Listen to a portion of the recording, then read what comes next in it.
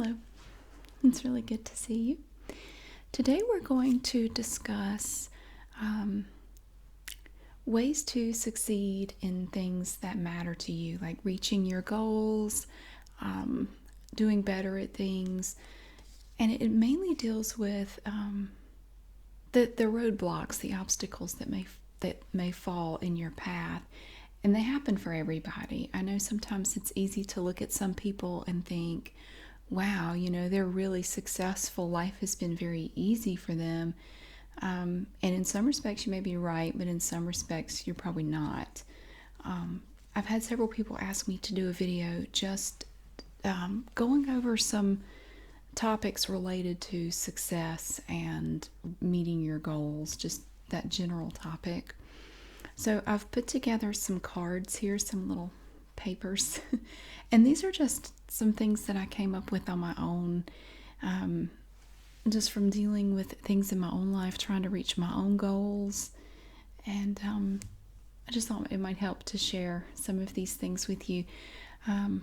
In general, I want to say that everybody has goals, or everybody should have goals that they want to reach. And I think that should apply throughout your life, not just when you're a younger person, but you should always have goals to reach for. Even when you're older, you should always have some sort of plan and a goal that you want to reach. I think it really helps keep you mentally sharp, and it keeps you motivated. And I really think it's healthy for your brain and your body and everything. It's healthy for your mind and your spirit to always have something that you want to achieve, some goal that you set for yourself, even if it's something you never really talk about with other people. I think it's healthy to always have something to shoot for. So I think one of the biggest obstacles for reaching our goals is our own mind. I think sometimes we can be our own worst enemy. And the biggest obstacle, I do really believe the biggest obstacle for most people in most circumstances is excuses. And I know sometimes it's hard to admit, but a lot of what we see as impossible roadblocks are not, and they are excuses. And I really believe there is only one excuse that you can use for not reaching your goal. I can't do it because I'm dead. If you're not dead, you still have a shot at it. You can still do it. I don't care if you're 95 years old. If there's something you want to do, you should at least try to do it. And I mean, honestly, try. Not just make a half-hearted attempt and then give up. I can't do it because I'm dead, as far as we know, is a valid excuse. Although you may go on to another plane of existence where you can still achieve your goal. But at least as far as we know right now, that's the only valid excuse. And most of these cards deal with what I believe to be common excuses for not achieving a goal and for not even trying to achieve it. And these are some that I've seen in my own life, some that I've used myself, some that I have heard other people use. And I know it's easy to say that something is impossible, but once you start to say that and your subconscious hears it coming out of your mouth enough times, it starts to believe it, and it will say, okay, it's impossible, okay, that's fine, okay, well, we're not going to do it then. Whether you believe you can or you believe you can't, you're right. And we can basically defeat ourselves before we even start if we're not careful. I've done that. I have done that. I'm not saying I'm any better than anybody else. These are all things that I have said myself. And I have to catch myself. I catch myself occasionally doing this. One of the big roadblocks, obstacles, would be money. I think this is a lot of people will cite money as a reason to not do something. I think this applies to a lot of people as far as getting a higher education. Oh, it's money, I can't afford it. I think today more than ever, if you're just talking about education, I think today more than ever there are a lot more opportunities out there to get scholarships, to get loans. There are ways that you can find money to go to school. That's what I had to do. Neither one of my parents helped me through school. I had to get loans myself and pay for school. I graduated at 17 and was basically on my own. And I had to pay every penny for my education myself. I had to work all the way through school, and I did come out with debt. I had student loans. I didn't get any grants because my parents made too much. I didn't qualify for any grants at all. I did get a few scholarships, but it was a total of maybe $1,000, which doesn't go very far.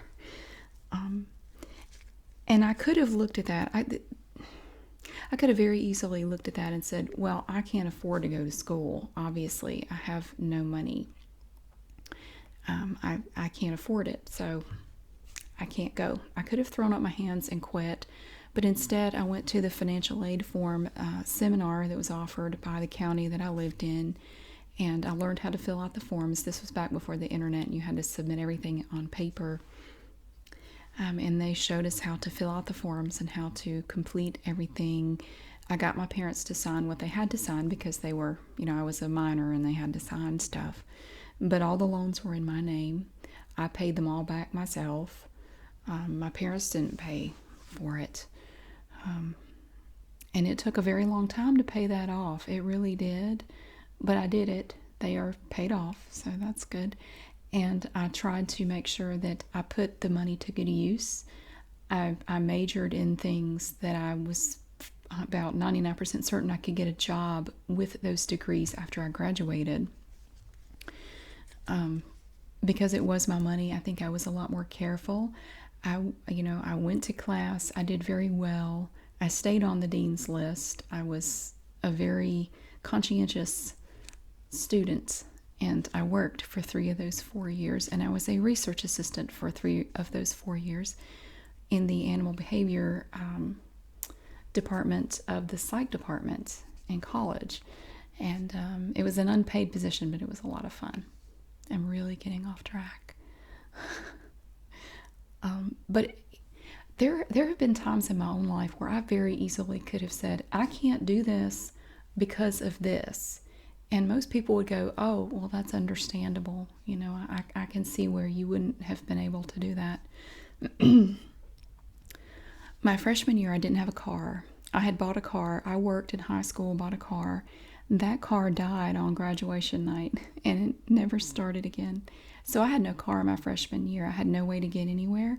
I did not work my freshman year, but I got a job right after my freshman year of college, worked full-time all summer in a factory, saved up enough money for a down payment on a car. I was 18. My mom had to co-sign for it, but I paid for that car, every penny of it. I've never had anyone really pay my way for anything, but it's a good life skill. It's a good skill. I will expect my children to buy their cars as well. I will not be purchasing cars for them. I'm really getting off topic. Sorry. But it would have been easy to say, well, I can't do it because I don't have any money. But I did the work. I did what I had to do to get the loans, and I paid them back. And if there's something that you want, even if it's not related to school, you can save up the money. There are ways to save money, and I could do a whole video just on budgeting and ways to save money based on what you make right now. But that's another subject. If there's something you want, like there's something I want, and I can't afford it right now. There is, and I could very easily say, well, I will never have that because I can't afford it, so just forget about it. Start putting away some money instead of, going out to lunch. Take your lunch every day. I take my lunch to work every day. I can count on one hand the number of times in the last 2 years I've gone out and bought my lunch during the week. I don't do it. I bring it from home because it's a lot less expensive. Take the money that you would have spent going out to lunch, put it in a jar, take your lunch to work, make something at home. It's a lot cheaper. It's just a little bit of trouble. You can save lots of money that way. And before you know it, you would be surprised how quickly that money adds up. And you can get the thing you want. for just a little bit of effort. So I think money is an excuse a lot of people use. I love this one. I don't have time. I don't have time. I think if I had to pick one, this would be the number one excuse that everyone uses. I use it. In fact, I'm actively using it right now. I have some clothes that need to be ironed, and they're downstairs right now hanging up on a rack over the dryer. I don't like to iron, so I have convinced myself that I just don't have time to iron those clothes. Now, start to finish, it would probably take me 15 to 20 minutes to get the ironing board out, get everything set up, iron the clothes, put them away, and put the ironing board in the iron away. It would take just this. It's very simple stuff to iron, not difficult at all, but I don't want to do it. So it's like my brain is okay with the excuse that, well, I don't have time to iron that right now, so it's just going to have to stay there. And it's ridiculous because I see it. Every time I go to do laundry, I see these things hanging there. And I know it's a silly excuse and it's not a valid excuse, but it's my excuse and I hold it near and dear to my heart. I don't want to do it. So I'm okay with living with that lie that I just don't have time to do it. I do. I have time to do it, absolutely. I just don't want to. And that's another thing I want to talk about is becoming aware of your excuses and seeing them for what they really are. And I hear this a lot about going to the gym. I go to the gym on my lunch hour. I've been doing it for almost 18 years. I have been going on my lunch hour to work out, and I try to do it at least 3 days a week. I've been doing it for years and years and years. Because before work, I don't want to go before work. It's kind of hard for me anyway because I have to drop one of my kids off at school every morning before I go to work. And it's nowhere near a gym. And then after work, I have to go pick him up and bring him home and make dinner. And I guess I could go after dinner and everything, but then I wouldn't be able to make videos. And I'd rather make videos than go to the gym anyway. So I go on my lunch hour at least 3 days a week. And like I said, I've been doing it for years. But I've heard from people who have the exact same schedule as I do, who don't have kids at home, either they're grown or they don't have kids or whatever, who will say, I just don't have time to go to the gym. I'm busy all the time. I think that's a big fat lie for most of us. We do have time. We just choose to use that time for different things. We all have the same number of hours every day. And what was it? The average American spends, I forget, it's some insane number of hours a day watching television. I want to say it's like 4 or 5 hours a day that the average American spends watching TV. You know, you do have time. You do. If your goal was to go to the gym 3 days a week, then 3 days a week, pick a time, whether it's in the morning before work or after work or on your lunch hour like I do. It's not ideal, but it works for me. You do have time. Take the time that you're using on something else and devote it to this instead. I think we like to believe that we're constantly busy, but we're really not. We keep ourselves busy with stuff that's just, a lot of it is just fluff. It really is. Even me. I do a lot of stuff I don't even know what to describe it as. I'm not really busy. I'm just kind of puttering around the house, you know. And I could use that time for something more productive, I know. But I choose not to, like with the ironing. I'd just rather not. I'd rather not iron, so I just put it off as long as possible. And then I go down there and do it. And when I'm all done, I think, wow, that was really fast. I should have done this a long time ago. I should have done this 2 weeks ago. Well, next time I won't put it off so long, but I always do. I always manage to put it off, no matter how many times I say I'm not going to. But yeah, you do have time. You do. Whether you want to learn to play the piano, which is a goal of mine, learn another language, take a class, go for a walk around the block every day. You have time for these things. You absolutely do. Even if it means getting up a little bit earlier in the morning 2 or 3 days a week, you have time. You do. And if you tell yourself that you don't, I really think that for most people you are lying to yourself. And I do it too. Yeah, oh, the thing about not going, I don't have time to go to school. I've heard that one too. I would love to go back to school, but I don't have time. In 4 years of college, except for my freshman year, I worked about 30 hours a week for 3 of those 4 years. I was a research assistant, which took up probably 15 to 20 hours a week. I had to clean cages and fish tanks, and it was actually a lot of fun though. We did animal behavior research on mosquito fish and voles, and it was really interesting. I have to talk about that sometime. I did that. I worked. I was a research assistant, and I was a full-time student, and I was one class, 3 credit hours shy of a double major in 4 years, only taking one class during a summer session. You do have time to do it, but it just depends on how willing you are to push yourself to do it and what you're willing to sacrifice to do it. If it's something you really want, if it's a goal you really want to reach, you will find a way. And if you don't, you'll find an excuse. And I'm not picking on you, that applies to everybody. Here's another one. It's too overwhelming. It's too overwhelming, and I've been scared away from some goals in my past by this one. If you think about your goal in its totality, you can look at it and it makes you want to run away screaming into the night, like, oh my God. It can be overwhelming. Some goals can be. You look at it and go, oh dear God, you look at everything involved in reaching your goal, and it can scare you away. But what you need to remember is you're probably going to reach this goal one step at a time. You are not going to have to tackle every obstacle along the way at once.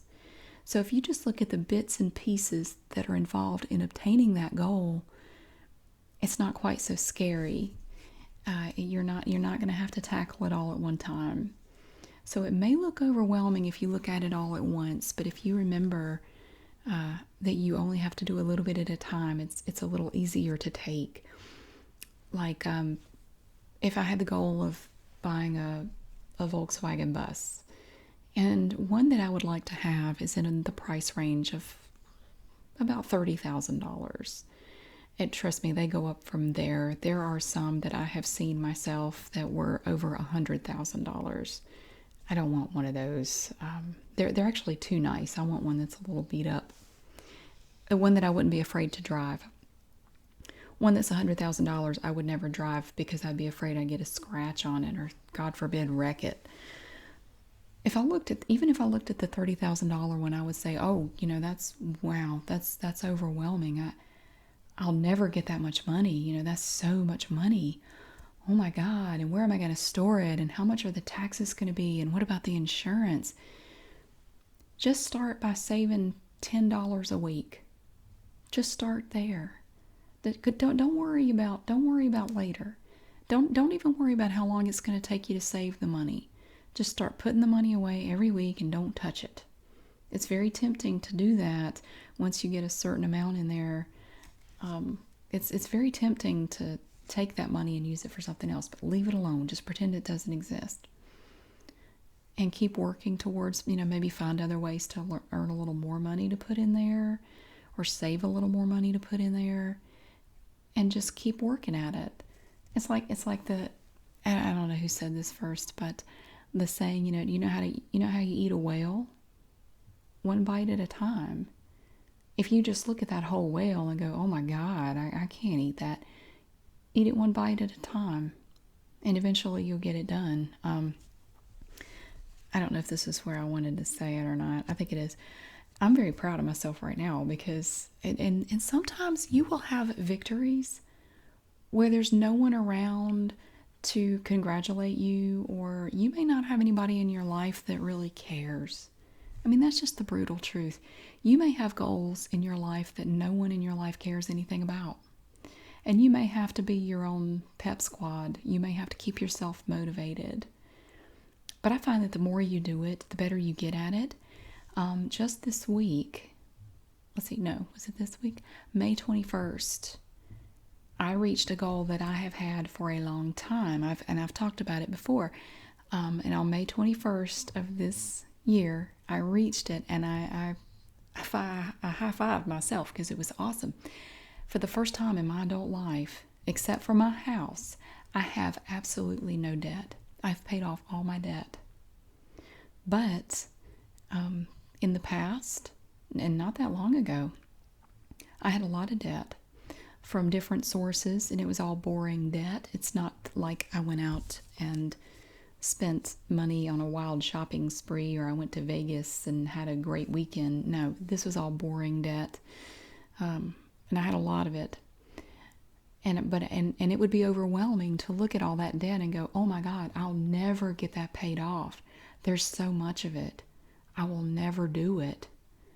Watch out for those words, not and never and can't.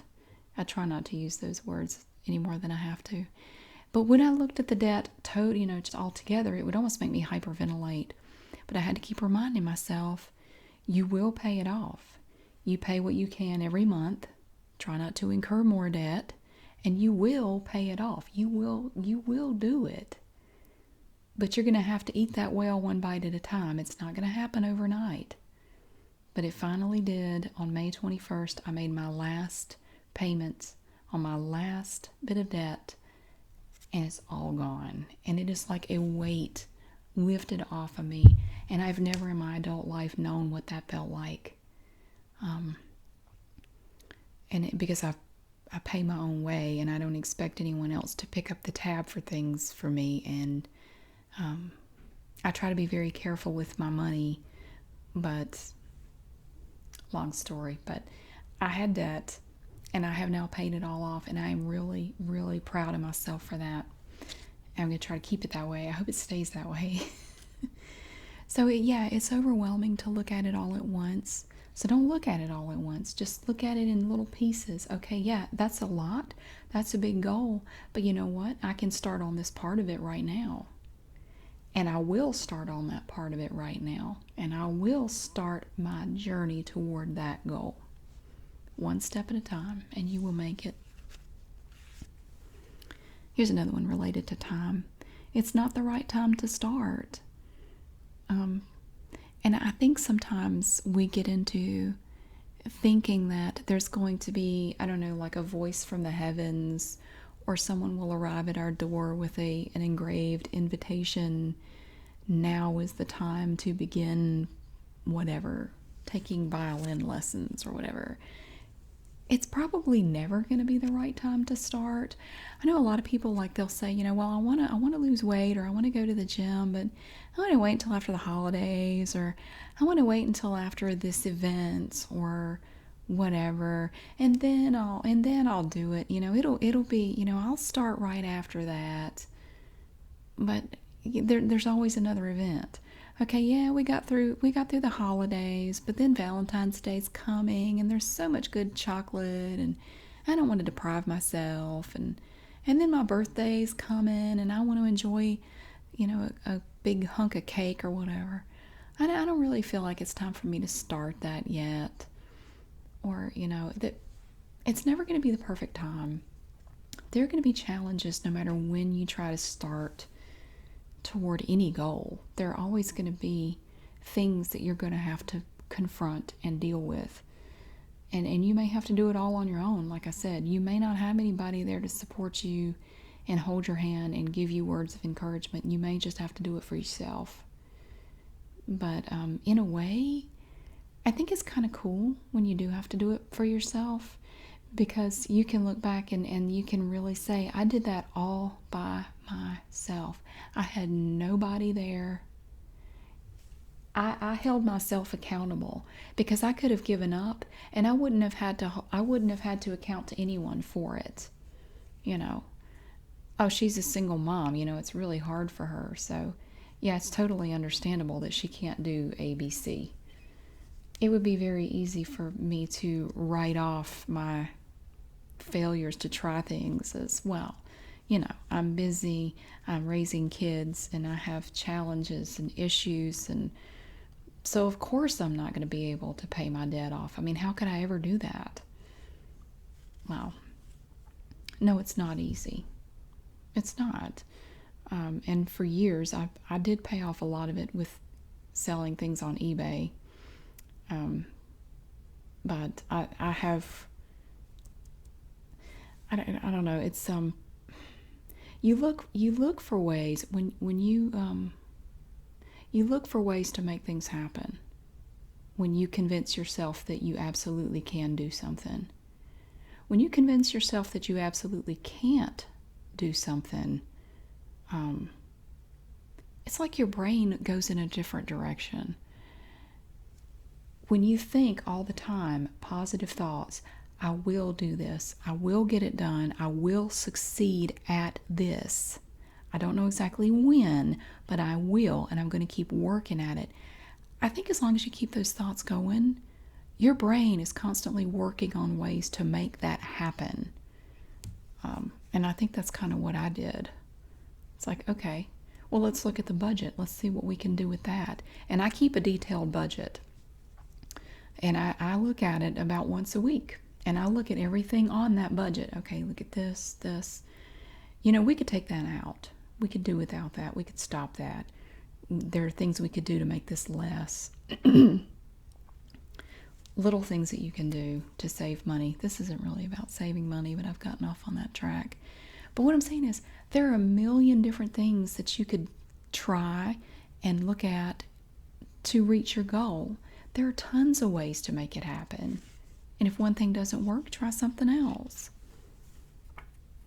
I'm afraid that, and I'm guilty of this when this is one I do. My brain what ifs everything to death. Well, what if we try and this happens? Or what if this comes up? Well, I really want to do this, but what if this? Or what if that? And I'm a worrier. I really am a worrier. And I have to remind myself, just stop. Just stop it. And you can take it out and say, okay, oh, what if that does happen? So what? Who cares? I think a lot of our fears can be a real roadblock. And a lot of our fears are unfounded. And I mean, you're afraid of this, afraid of that. But when you actually get up there and do it, you go, wow, it really wasn't that bad at all. It was nowhere near as bad as I imagined it. In my mind, it was a lot worse. Sorry. I'm too old. I'm too young. I'm told all the time I'm too old to make these videos. I get that all the time. Only from young people. And bless your heart. Y'all just, I don't know. Bless your heart. That's all I'm going to say about that. I'm too old. I'm too young. I know a woman personally who is 70. Has 5 kids. Who was never a runner, but she had always wanted to run a marathon. She's so inspiring. Oh my God. Always wanted to run a marathon. It would be very, very easy for anyone her age to say, I'm too old for that. I'm way too old to be thinking about running a marathon. Really? Oh gosh, I'm going to go sit down and watch TV. I'd rather sit and read a magazine than try to run a marathon, but she'd always wanted to do it. So she started training and, doing little things like a 5K or a 10K or something like that. And just kept working at it every day. Not even in a gym. She just ran on the streets, just out, And she's retired and she has time and she just kept working at it. And by God, she ran a marathon. I get winded. I would get winded running a 5K. I've always hated running. And I admit it. I totally admit it. I could probably do it. It's not a goal of mine, though. I do have trouble with my right knee. But again, that's kind of an excuse. That's something I could overcome if I really wanted to. But it's not a goal of mine to run a marathon. But it had always been something she wanted to do. And at 70, she did it. And it was It's awesome. It is so awesome. And I try to find people too in my life, or people I read about or that I hear about, who achieve these wonderful, phenomenal goals at all ages. And it just reminds me, it's never too late, it's never too early. If you have a goal, start working toward it.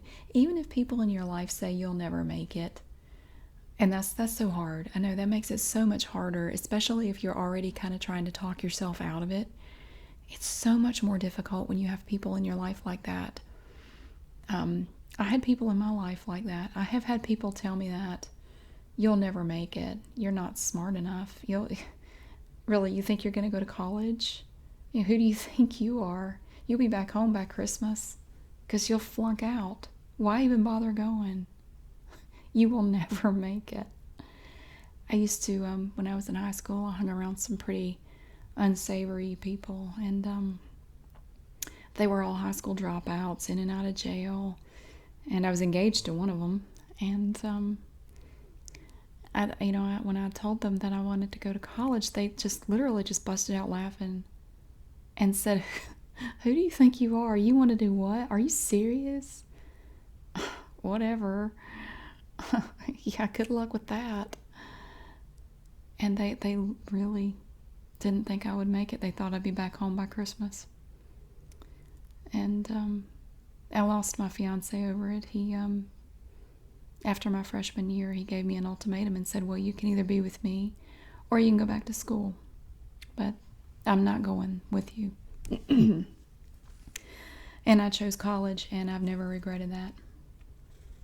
So he's still living the same way, still in and out of prison, still has done nothing with his life, and I'm so grateful that I untangled myself from that group of people. But I didn't really have a lot of support from them or many other people in my life. It was something I really had to do on my own. And I did it on my own, and I was very proud of that.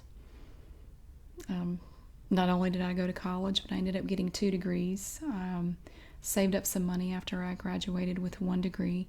I worked full-time in a factory for quite a while. Went back to school and finished my 2nd degree. And thought about going to graduate school, and then decided I didn't want to. I was kind of done with it.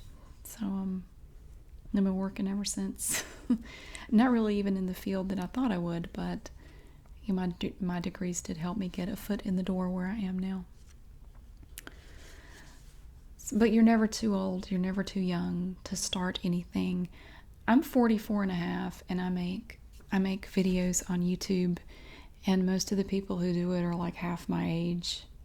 I don't care. It doesn't bother me. People who say I'm too old, that doesn't bother me either. I just laugh because it's so unoriginal.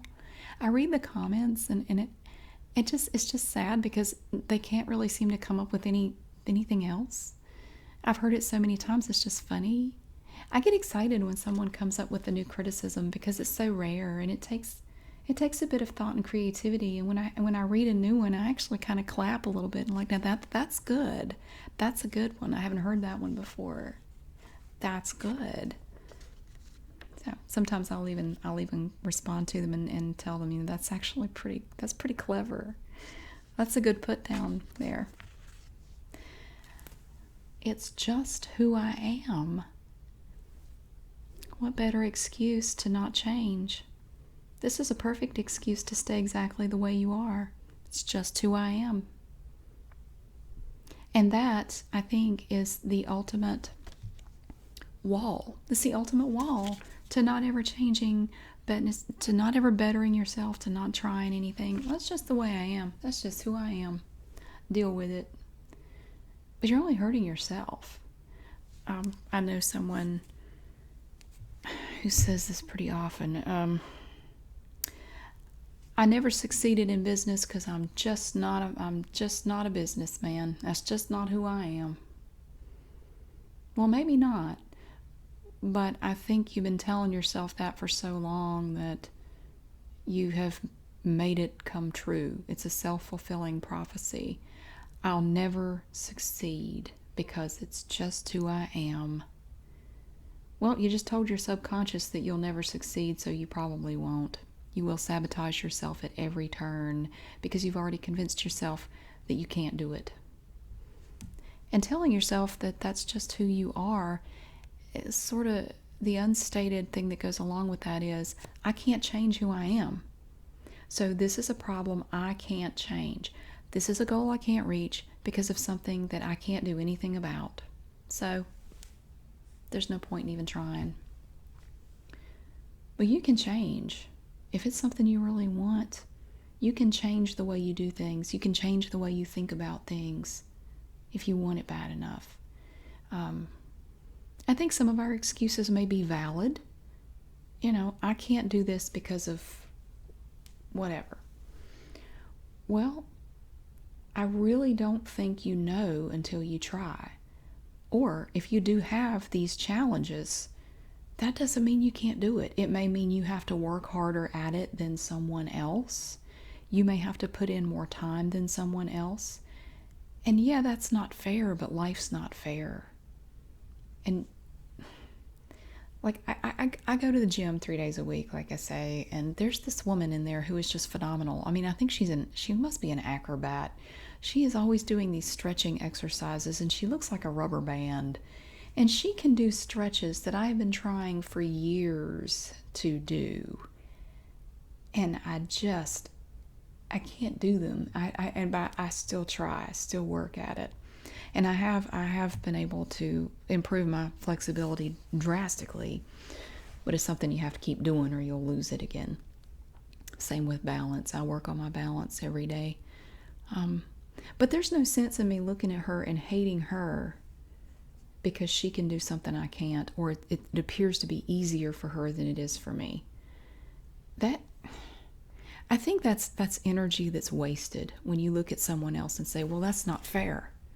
See, now that person right there, because of XYZ, has already achieved the goal that I want to achieve, and I haven't achieved it yet, so I'm going to get mad at them, and I'm going to grouse and complain and flap around and talk out loud about how unfair it is. Well, I really think that's wasted energy. It's wasted thought processes. Take that energy and put it into doing what it is you want to do. Don't worry about her. I try not to worry about Miss Flexi Girl. I mean, good for her. And I try to look at it that way. Good for her. That is awesome. And she looks like she's about my age, too. So that is especially awesome for someone getting on up there to keep up with that kind of exercise. It's very important. It's awesome, Don't waste your time, complaining that other people have already achieved what you want to achieve. Just get out there and keep working at it. I can't remember who said this, but it's you don't compare yourself to other people. Don't do that. The only person you need to worry about comparing yourself to is your former self. If you look back on yourself a year ago, 5 years ago, are you better now? Are you doing better? Have you worked harder to achieve what you want to achieve? Have you come farther? Or have you just kind of stalled out? That's the only person you need to compare yourself to, is who you were in the past. Not that other person. Don't worry about that other person. That other person has no bearing on you.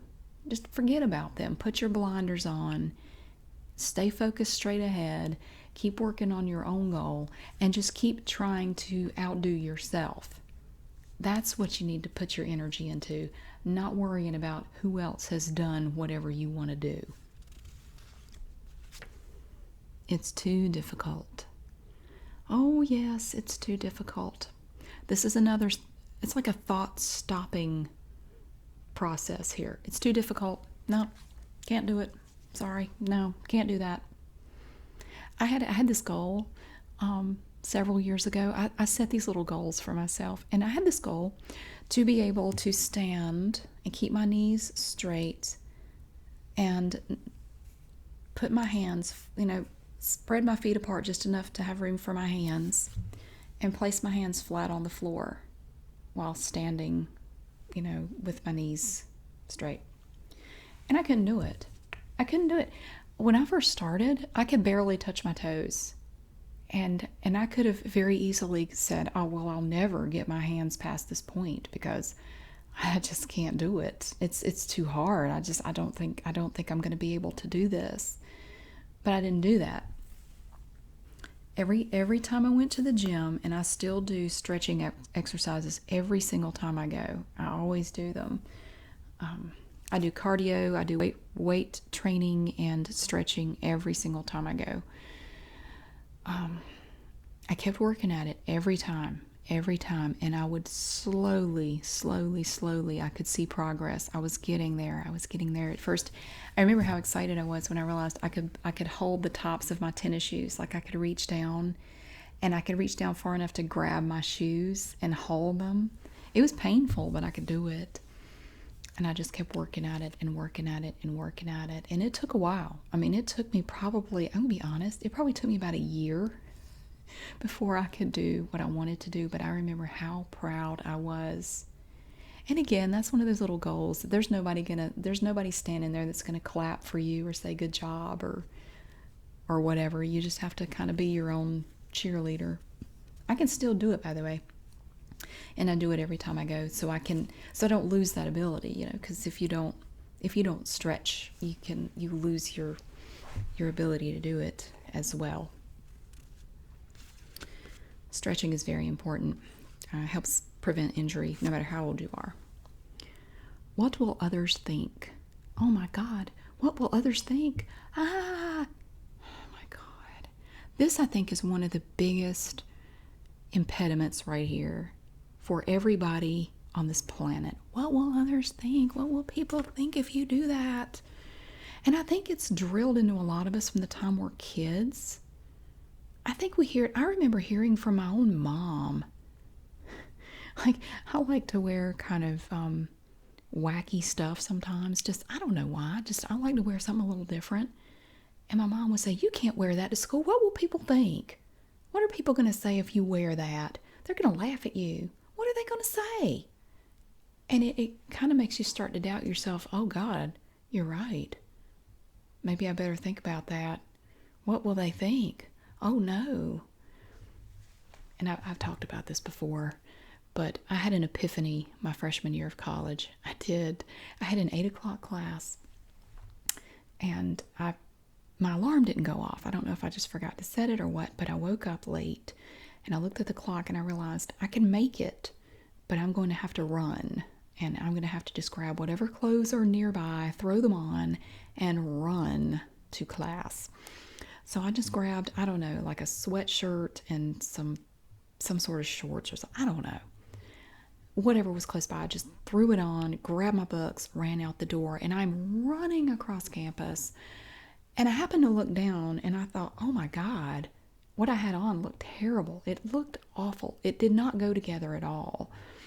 And I thought, oh my God, what are people going to think? And then I literally just stopped. I just had this moment, like this flash, and I looked around at everyone, and I thought, no one is looking at me. No one cares what I'm wearing. Nobody. And I will never forget that moment. It was a wonderful moment of clarity. Nobody cares. I promise you, they don't. I know it's easy to think that everyone is looking at us all the time. They're not, especially these days with everybody, they have their face in front of their phone all day. They don't notice anything. They'll literally run into you sometimes because they're not even looking where they're going. They don't even know you're there. Yeah, I mean, think about it. If you think everybody is looking at you, tell me, think back to the last time you were in a public place and tell me what people were wearing. Do you remember what anybody was wearing? Do you remember what anybody was doing? You probably don't. They don't either. They're not thinking about you. They're not judging you. They're not still thinking about you today. Unless you walk in there in a Big Bird costume, no one is going to pay you any attention at all. I mean, people ask me all the time, how do you make videos in stores? Don't you worry about what other people will think? Don't people look at you funny? Well, maybe they do, but I don't really care because I've had years and years and years to think about this and practice being aware of other people, and it's just reinforced time and time again. No one's looking at me. No one cares. Nobody's judging me. Nobody's laughing at me. It's okay. It's so liberating to realize that people are not thinking about you and looking at you anywhere near as much as you think they are. They're really not. Again, unless you're dressed really outlandishly, or like a woman in Walmart this morning who was walking around screaming and cussing at someone on the phone. Now, people were looking at her because it was very loud and very cussy, and she was making a spectacle of herself and didn't seem to care. Yeah, but if you're just going about your business, people are not going to pay any attention to you. They're not going to think anything of you. If your goal is to walk on stilts, like you want to be one of those people that can walk on those really tall stilts, which I always thought would be really cool. It's not really a goal of mine, but every time I see somebody on them, I think that must be really neat. How do they do that? Then you should do it. What will people say? Or if I don't know, whatever your goal is, if you want to work the tilt-a-whirl at the carnival and that's your goal, then go for it. Because we don't have a lot of time on this earth. We really don't. I know you think you do, but we don't. If there's a goal that you've had, something you want to do it. Go do it. I'm serious. Find a way and go do it, because you could get hit by a bus tomorrow and never have another chance to do it. If you want to play more golf, or you want to go fishing more often, or you want to go parasailing, do it. I'm serious. I don't care what people think. I know it's easy for you young people to think you have all the time in the world. You do. You won't believe how fast you get to be old, like me. It goes so fast. And the older you get, the faster it goes. It really does. I mean, I feel like I turned 30 just last week, and now I'm 44 and a half. It goes so fast. So it's very easy to put things off. Don't do it, because you wouldn't believe how many things you will never get to do because you just never got around to it. Ooh, what if I fail? What if I fail? I think a lot of perfectionists have a problem with this one. I do. I've been working on it. I've been working on not looking at things that way. What if I mess up? What if I make a mistake? So what? This is a very short and sweet one. Most people who are very, very good at something have failed many, many times. Now, if you only see them doing it when they're good at it, you're not going to see all the failures and all the times they tried and screwed up to master whatever their craft is. They messed up a lot. But what matters is not so much how many times you fail, but how many times you try again, and don't let it get you down. That's all that matters. Doesn't matter how many times you fail, just how many times you try it again. Learn to recognize your excuses and see them for what they are. You're the only one who's going to know this. I recognize my excuses. My biggest excuse, the biggest excuse I use is I don't have time. Whatever it is. Oh, I would do that, but I don't have time. Yeah, I do. I just don't want to do it. Recognize your excuses. Oh, I can't achieve this goal because I live here, or this happened, or this is going on. There are so many ways to solve the problems that you need to solve to get to where you want to be. But it's going to be up to you to do it. I mean, like I said, sometimes you have to be your own motivator. If it helps to write down your goals and stick them up on a mirror, or, keep a notebook in your car where you can write, you keep like a little journal about whatever your goals are. Talk to somebody about your goals. Whatever it is that works for you, that's what you should do. And this is my last one. And I think this applies to everybody, but especially women. You have to learn to say no sometimes. You have to learn to look out for yourself, and sometimes you have to tell people no. It's my weakness. One of the things I do when I'm in a relationship, or I'm married or whatever, I end up putting my goals and ambitions on the back burner for the person I'm with. I do. And I think it comes from being around my parents as a child. And I'm not putting anybody down, but I know from looking back, my mom put a lot of her goals and things just kind of on the back burner. She focused on whatever my dad was working on, and stuff that the goals and dreams that she had didn't really matter. Or I mean, they still mattered to her, but she didn't focus on them anymore. And you have to learn to say no, and you have to learn to take opportunities too when they come along. My mom right now has an opportunity to do something she's always wanted to do, and there's like this perfect opportunity to do it, and she's not taking it. And I've tried talking to her about it. Mom, that you need to do this, but it would involve riding in a car for several hours and being away from home for a few days. And she just said, well, I can't because I'm not sleeping well at night, and what if I can't sleep while I'm there, and I probably won't enjoy it, and maybe in a few years I'll be able to do it again. I'm going, well, the opportunity may not be there again in a few years. And not to put too fine a point on it, but my mom is almost 80, and honestly, I don't think in a few years her health is going to be better than it is right now. Anything's possible, but more than likely her health is not going to improve as she gets older. And I tried so hard to talk her into it. I said, Mom, this is something you've always wanted to do. Here's your chance. You can do it. You can go do this. I don't understand. You've always said you wanted to do it. Oh, no, I know, but my back, and I'm not sleeping. And I tried to get her to do it, and she let the opportunity pass her by. It's too late now. She can't do it. She can't go. But I tried to get her to do it, and I'm a little disappointed, but it was her decision to make, not mine. So, but anyway, yeah, definitely learn to say no. Look out for yourself. Take care of yourself. And don't forget the things that matter to you, because you're spending all your time focusing on everybody else.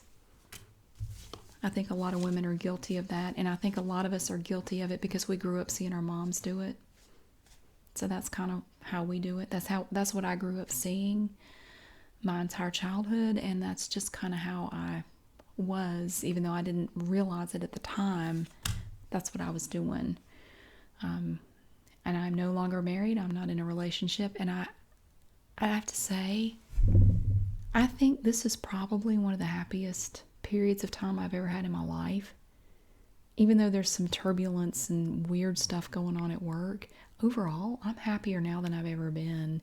And one of the reasons is because I can focus on things that matter to my children and myself, and not have to worry about anybody else. And it's liberating. It's nice, and I'm in no hurry to change that. So look out for yourself. And when you have to be your own cheerleader, then if that's what you have to do, then do it. But remember, I'm on your side. I would be your cheerleader. You can just imagine me giving you a high five, because I know what it's like to have a long-term goal and have no one there when you reach it. And I know what that feels like. So I would high five you. I would give you a hug. But just keep working at it. So anyway, this video was not supposed to be this long, but it was. Sorry.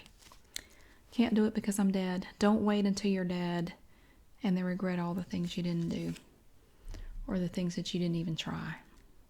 But thank you so much for watching. I hope some of this helped someone, and I will see you again later.